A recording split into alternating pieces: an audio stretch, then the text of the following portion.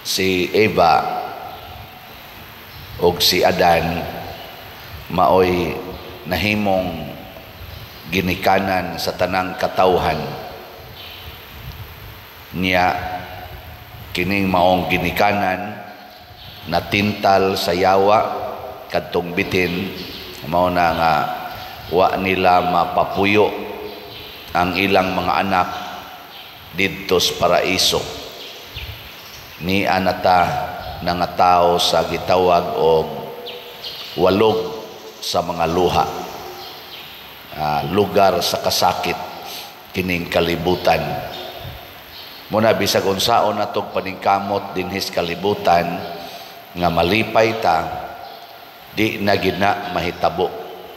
Ngano man kay hasion gitas bitin, kay gitagna naman sa Ginoo nga hangtod Dios katapusan mag-away gyud ang babae ug ang bitin. Hastas ang kaliwat sa babae ug ang bitin. Lingay mong tupad na way mga bitin dito sa inyo. Usahay gani tupad na ni mog higda na nay bitin diha, no? Usahay kasaw na ni mog kaon. Usahay kauban na ni mos opisina ang mga bitin. Adinay sa simbahan, usahay gani magwali pa ang mga bitin. Pero kasagaran gyud bitin di gina mamalit og slot, kasagaran ba? Ang kadto ra gyud mga dili bitin mo palit og slot. Naing na kuno imong tupad na pila na ka slot imong napalit.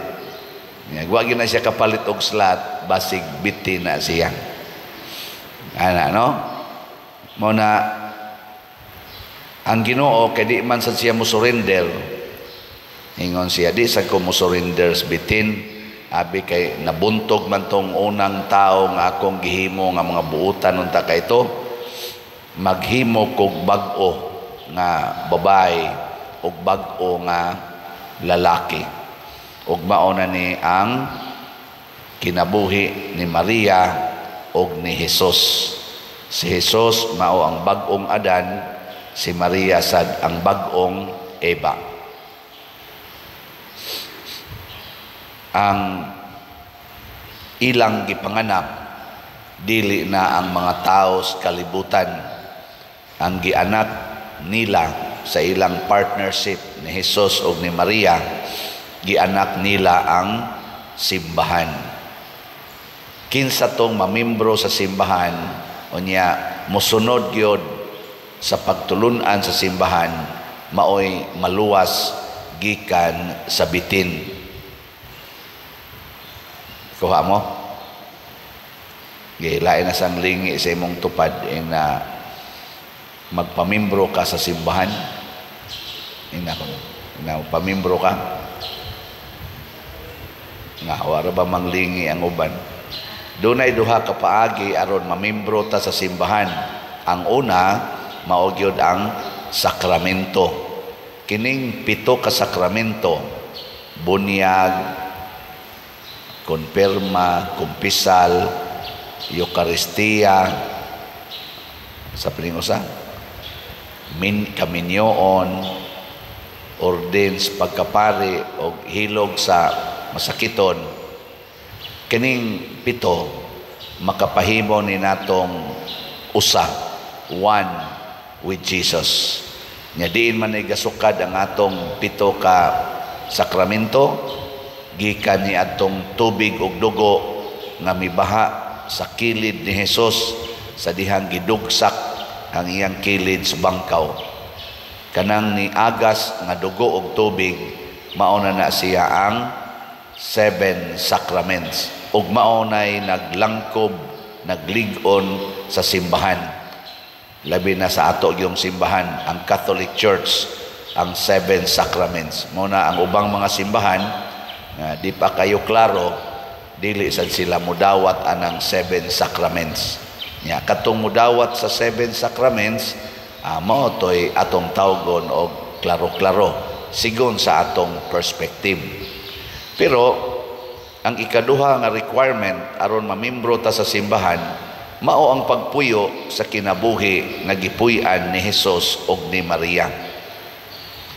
Wa say kapuslanan ang atong pagdawat sa sakramento basta di sad ta mopuyo sa kinabuhi nga gipuy-an ni Hesus ug ni Maria. Ug unsa may ilang kinabuhi ang gipuy-an, matud pa sa ato diring aning atong gospel, nagbitay sa krus si Hesus, nagbarog sad si Maria sa tiilan sa krus. Kamong mga ginikanan nga ni adin heron, okay ra ninyo ang inyong anak bitayon sa krus, mobarog ra mo o masuko? Hoy, tubag. Ginikanan ba? Okay ra ninyo inyong anak bitayon sa krus, nya mobarog ra mo dito? Dili. Kaliwat mosbitin. Kaliwat mosbitin. Mao na karon ang bitin sige yung away. Unsa may panglingla na sa rosbitin. Ang una natong ginikanan gilingla partig pagkaon. Karon ang lingla na sa siyawa parte na sad og human right. Akong katungod. Ana. Human right. Bantay-bantay gid mo anang human right nato. Anha kita diha makuha siyawa. Muna daghan na kay karon ga sige ingon ako ning right. Way labot ang Ginoo ani. Ako ning right. Mao man sa nagyapon dito sa Book of Genesis, niingon man ang yawa, ang bitin, kan ana ayaw pag-agad sa Ginoo, kay nigkaon nimo aning prutas nga iyang gidili, mapariha na kas Ginoo, ika na maoy maghukom unsay right ug what is right and what is wrong. Ika na maoy maka-establish sa imong personal right. Mo na karon human right. Unsa may gisunod ni Maria og ni Hesus, dili human right, divine right. Divine right, ang kabubuton sa Dios. Sige, laing lingi sa imong tupad ingna unsa roy imong gisunod nga right, divine right o human right. Mao na ang uban ga duka-duka ra bala to nga magsunod ganitas human right, makuha din tas yawa. O mao na naron magbangi naman ning atong human right. Inigbangi na si human right, bisag managsuon mag-away, bisag managsuon magpinatyan na kay ako ning katungod, ingon sa tungod ako sa ning katungod, kinsa man ka. Di ba? Pero adto ta sa divine right, ana mahiusa kita. Mahiusa. Mao na ang mga sugo sa Ginoo, pulos gyud nag-promote og divine right. Pasabot ang katungod sa Ginoo nga modiktar sa iyang hinimo. Kay siya may naghimo na tong tanan, kinahanglan siya say modiktar unsay angay mahitabo nato. Mo nang ingon siya, tamparoson imong pikas aping, patamparos lang pikas. Awayon ka, higugmaala ng imong kaaway, ako ng katungod nga musulti nimo ana. Pasaylo ala nagkapituan kapito. Mo na gibuhat ni Maria og ni Hesus, aperting patayang Hesus. Nya unsa man tong iyang kamatayon sa cross, success or defeat? Kisay mo ingong success taas ang kamot. Ang di mo taas, defeated na. Na success to siya. Nya ang sunod pangutana, mosunod ba mo sa iyang success or mo deny sa iyang success? Kinsa to'y musunod ta sa kamot? Okay kayo. Tulo na lang kabuk ang wa mo isa. Mao na yung mga bitin ron aning misaha. Kamo sa diyang naminaw sa online, otro sad mo kangkuan. Onya, unsa may part sa iyang success, nagantos ang simbahan karon nato dako kay bayronon. Na ay bayronon din nga mga 38,109 pa ka slots, 500 pesos per slot. andam ba mong mopalit ani? Hala, ipamaligya na ng inyong human right kanang imong mga alahas, kanang imong mga tinigom nga kwarta, imo man ang right, no?